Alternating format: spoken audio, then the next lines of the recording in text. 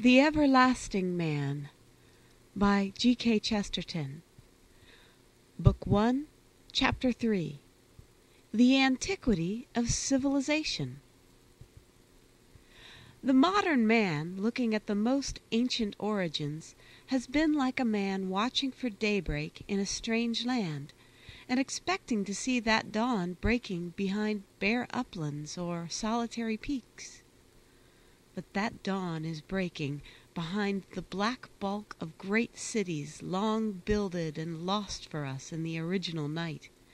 Colossal cities, like the houses of giants, in which even the carved ornamental animals are taller than the palm trees, in which the painted portrait can be 12 times the size of the man, with tombs like mountains of man set foursquare and pointing to the stars, with winged and bearded bulls standing and staring enormous at the gates of temples, standing still eternally, as if a stamp would shake the world. The dawn of history reveals a humanity already civilized. Perhaps it reveals a civilization already old. And among other more important things, it reveals the folly of most of the generalizations about the previous and unknown period when it was really young. The two first human societies of which we have any reliable and detailed record are Babylon and Egypt. It so happens that these two vast and splendid achievements of the genius of the ancients bear witness against two of the commonest and crudest assumptions of the culture of the moderns. If we want to get rid of half the nonsense about nomads and cavemen and the old man of the forest, we need only look steadily to the two solid and stupendous facts called Egypt and Babylon. Of course, most of these speculators who are talking about primitive men are thinking about modern savages. They prove their progressive evolution by assuming that a great part of the human race has not progressed or evolved, or even changed in any way at all. I do not agree with their theory of change, nor do I agree with their dogma of things unchangeable. I may not believe that civilized man has had so rapid and recent a progress, but I cannot quite understand why uncivilized man should be so mystically immortal and immutable. A somewhat simpler mode of thought and speech seems to me to be needed throughout this inquiry. Modern savages cannot be exactly like primitive man because they are not primitive. Modern savages are not ancient because they are modern. Something has happened to their race as much as to ours during the thousands of years of our existence and endurance on the earth. They have had some experiences, and have presumably acted on them, if not profited by them, like the rest of us.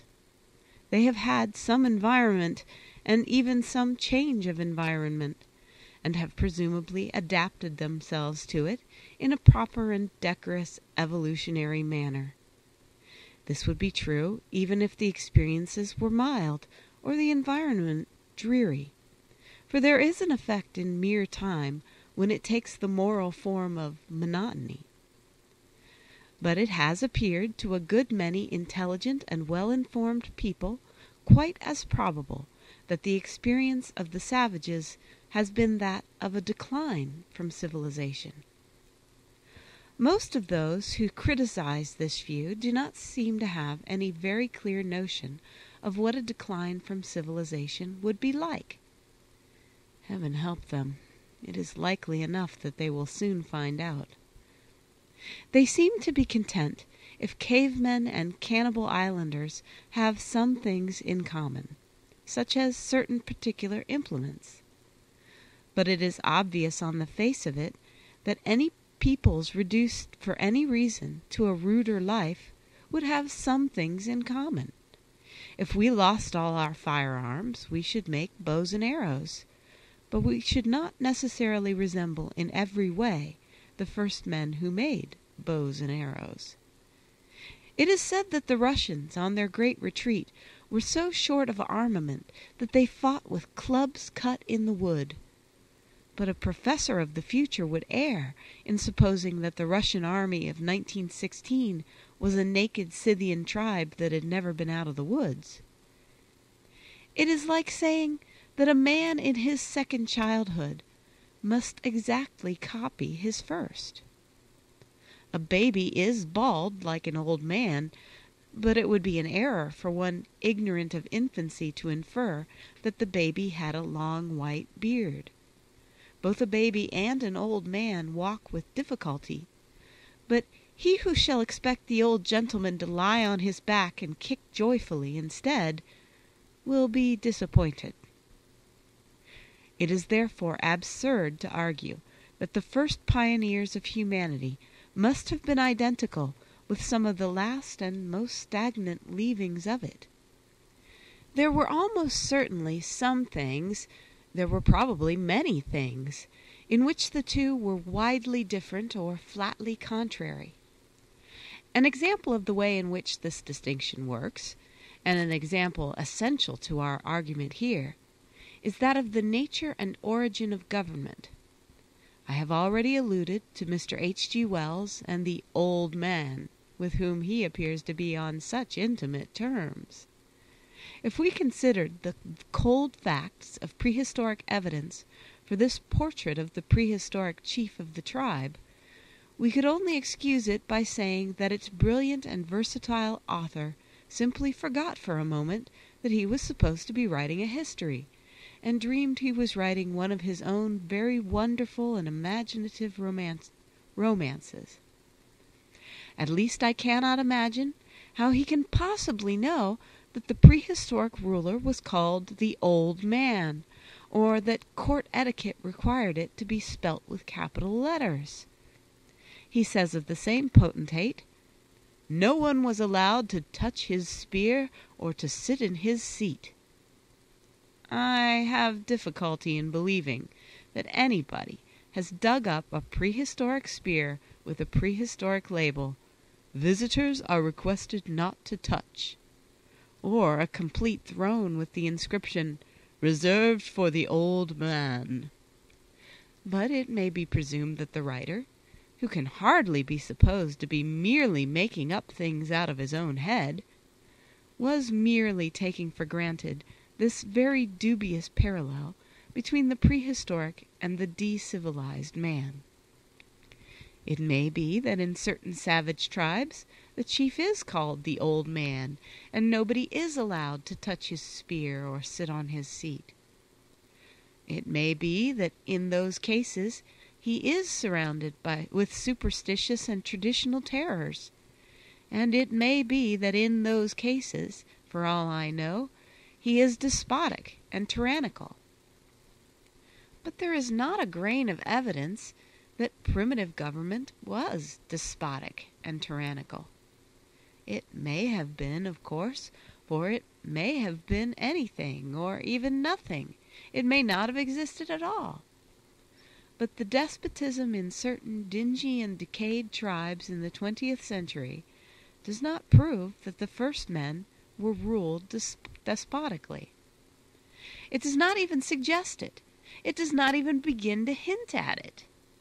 If there was one fact we really can prove from the history that we really do know, it is that despotism can be a development, often a late development, and very often indeed the end of societies that have been highly democratic. A despotism may almost be defined as a tired democracy.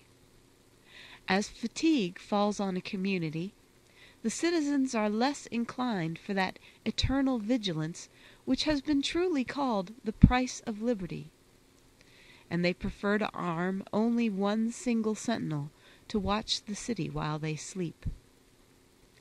It is also true that they sometimes needed him for some sudden and militant act of reform.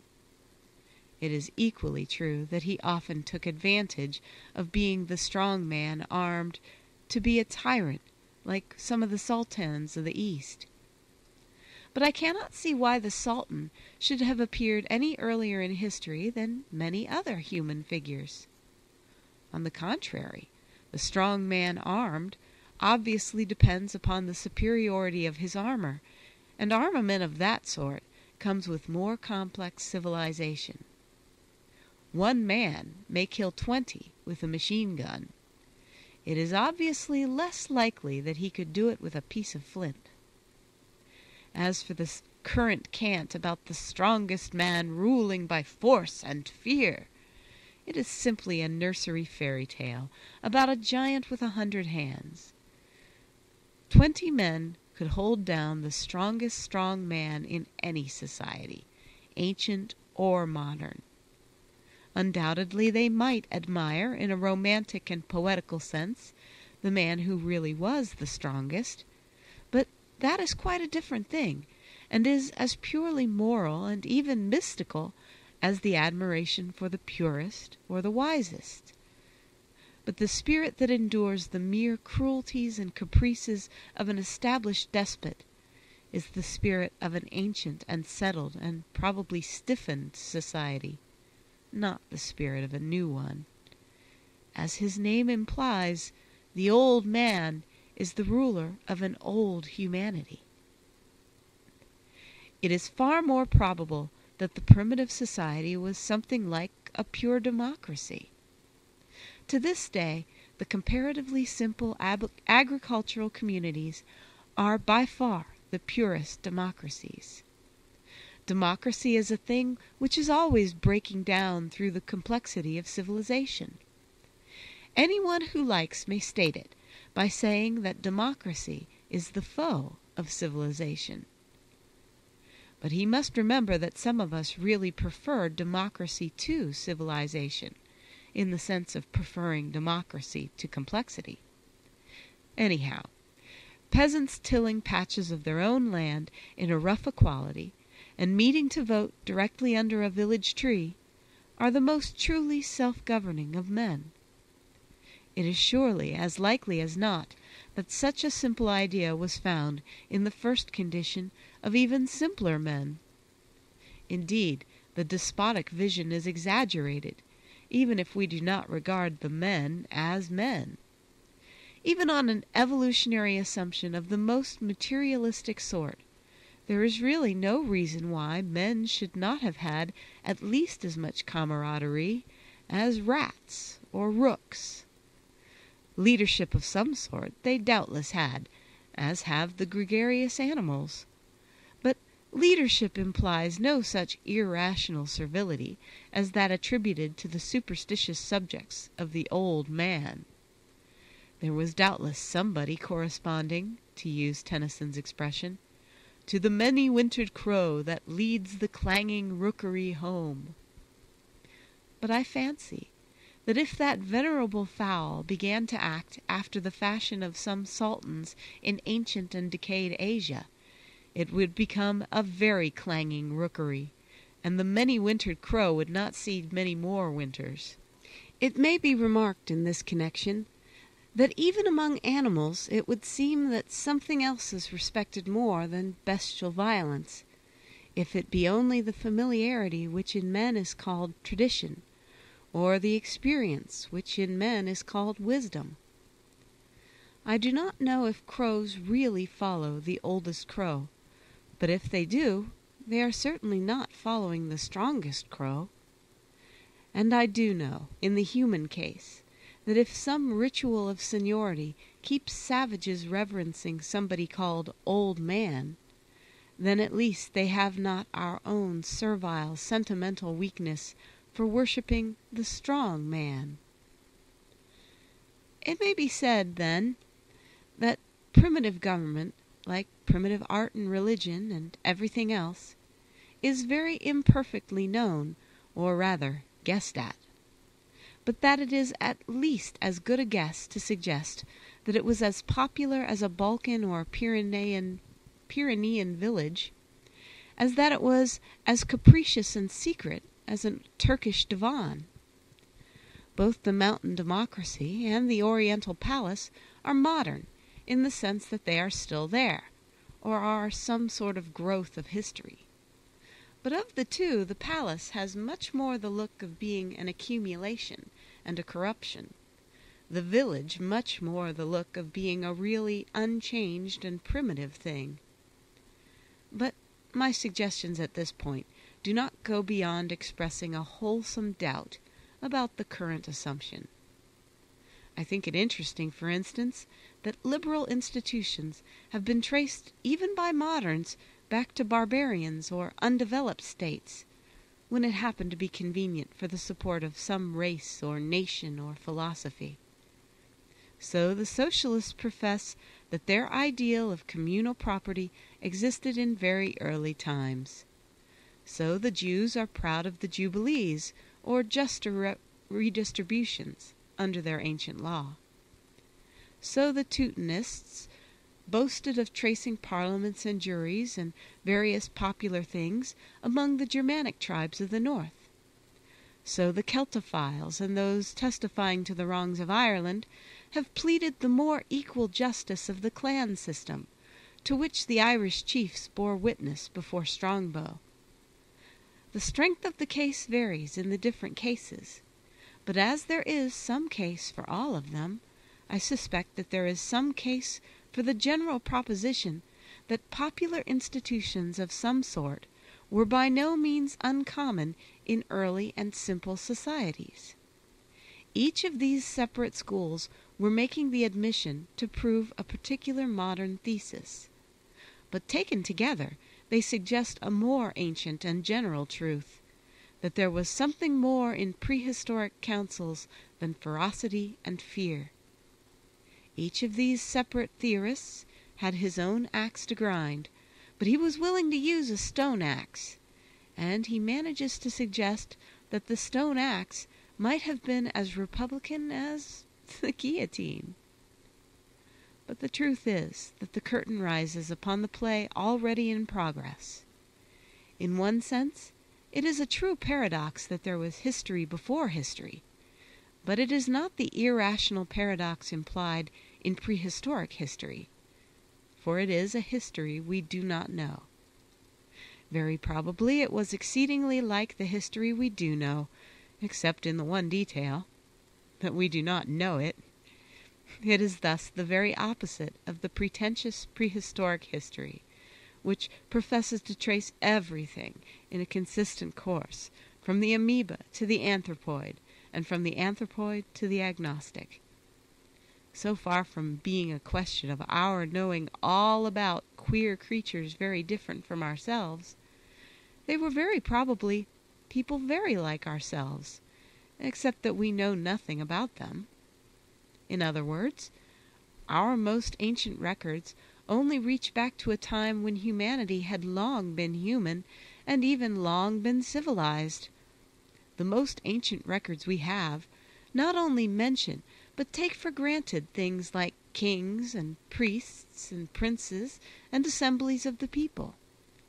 They describe communities that are roughly recognizable as communities in our own sense.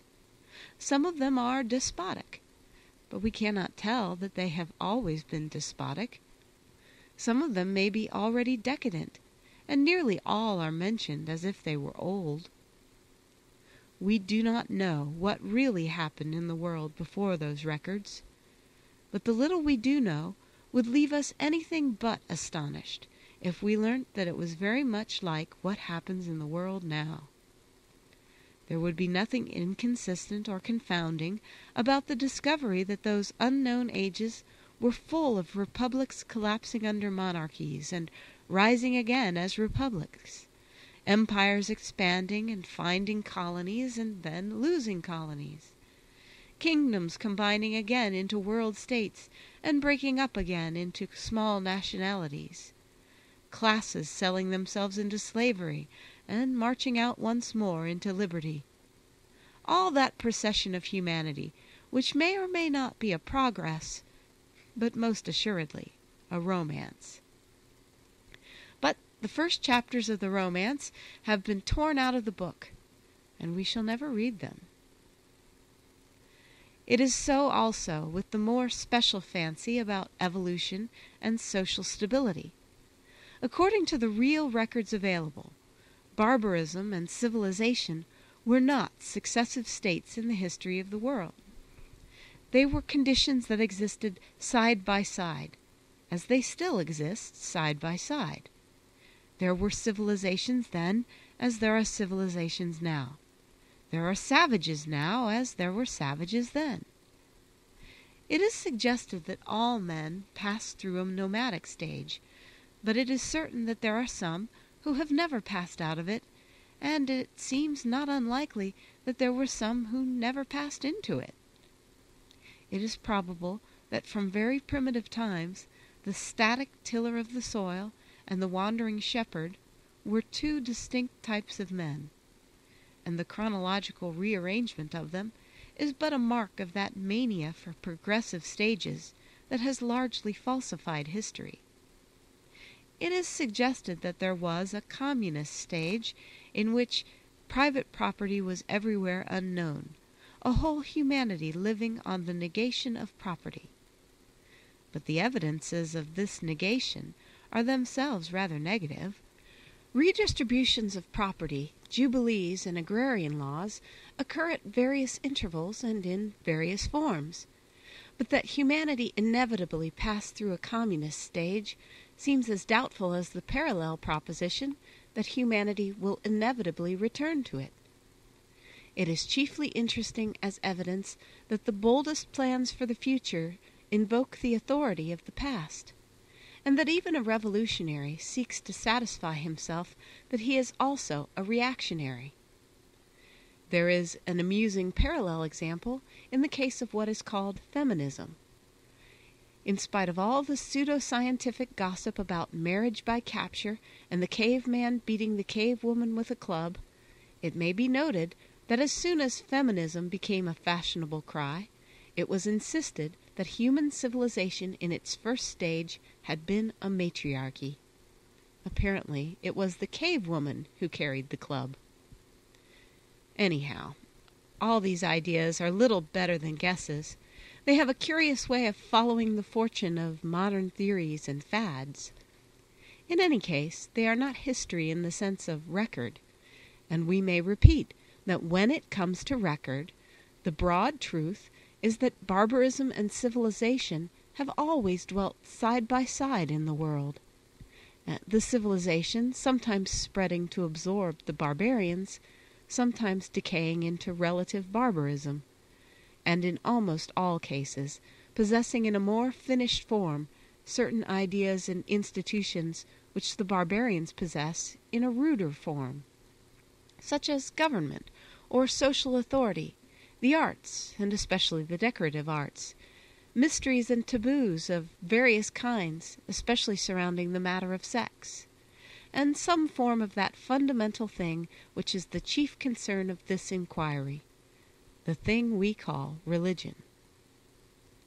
Now, Egypt and Babylon, those two primeval monsters, might in this matter have been specially provided as models. They might almost be called working models, to show how these modern theories do not work. The two great truths we know about these two great cultures happen to contradict flatly the two current fallacies which have just been considered.